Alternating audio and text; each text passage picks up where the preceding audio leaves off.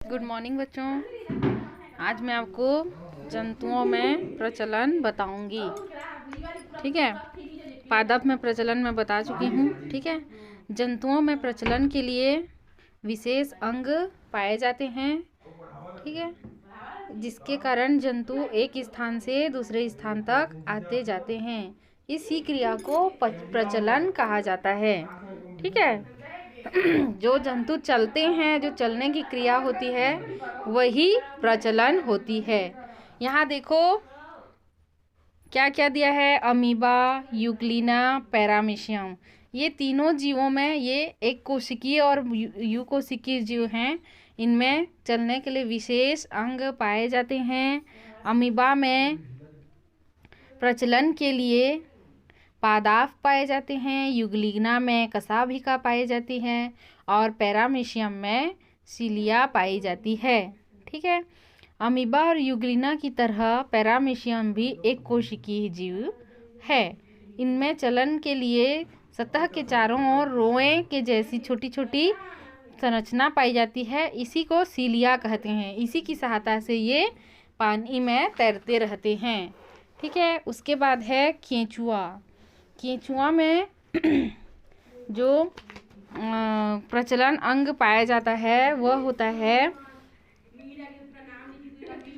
इनकी पेशियों में क्या होता है, संकुचन, ऐसे ऐसे संकुचन और शिथिलन, संकुचन और शिथिलन होता है। ठीक है, जो भाग पतला और लंबा होता है उसमें संकुचन के कारण होता है और जहाँ पे मोटा होता है वो शिथिलन के कारण होता है। यह क्रिया केंचुआ बार बार दोहराता है और प्रचलन करता है। ये देखो, ये जो भाग है ये संकुचन वाला है, ये शिथिलन वाला भाग है। ठीक है, पहले ये संकुचित होकर धीरे से ये आगे बढ़ता है। इस प्रकार इसमें प्रचलन पाया जाता है। उसके बाद है मक्खी और मच्छर में पंख पाए जाते हैं और ये पंख जो होते हैं पेशियों से जुड़े होते हैं। ठीक है, उसके बाद है जो कशेरुकी प्राणी हैं जिनमें मेरुदंड पाया जाता है, वो कंकाल और पेशी तंत्र की सहायता से प्रचलन करते हैं।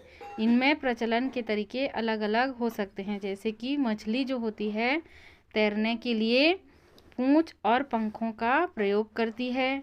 सांप रीढ़ की हड्डी की सहायता से रेंगता है, इसमें पैर नहीं पाए जाते हैं। छिपकली को चलते हुए देखें, इसमें विशेष प्रकार की गद्दियाँ पाई जाती है जिसके कारण ये दीवार पर पकड़ बना के रखती है। ठीक है,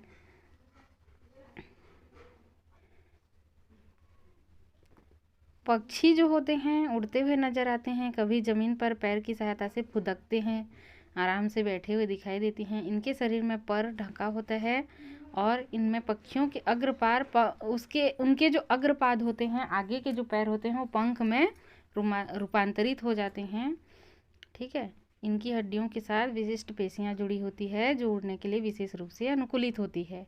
इनकी सहायता से ये क्या करते हैं, प्रचलन करते हैं। देखो उड़ने की प्रक्रिया दिया गया है। ठीक, चमगादड़ जो होता है स्तनधारी प्राणी होता है, लेकिन इसका शरीर का अग्रपाद और पश्चपाद के बीच में त्वचा से बनी हुई एक झिल्ली पाई जाती है जिससे पंख के समान रचना बन जाती है जो उसे उड़ने में सहायता करता है। और हमारे शरीर में गति और प्रचलन के लिए कंकाल और पेशी होती हैं। पेशी हड्डी से लंबे सफ़ेद तंतु द्वारा जुड़ी होती है, इसको कंडरा कहते हैं। और हड्डी में गति के लिए संकुचन पेशी होती है जो हड्डी में गति लाती है। शिथिलन हड्डी को वापस अपनी जगह पर ले जाती है। इस प्रकार शरीर में हृदय, फेफड़े, आमाशय, आंत और अपना कार्य सुचारू रूप से करते हैं। ठीक है, इस प्रकार जंतुओं में भी गति होती है। इस प्रकार ये पाठ खत्म होता है। प्रश्न उत्तर को आप लोग बना लीजिएगा। ठीक है।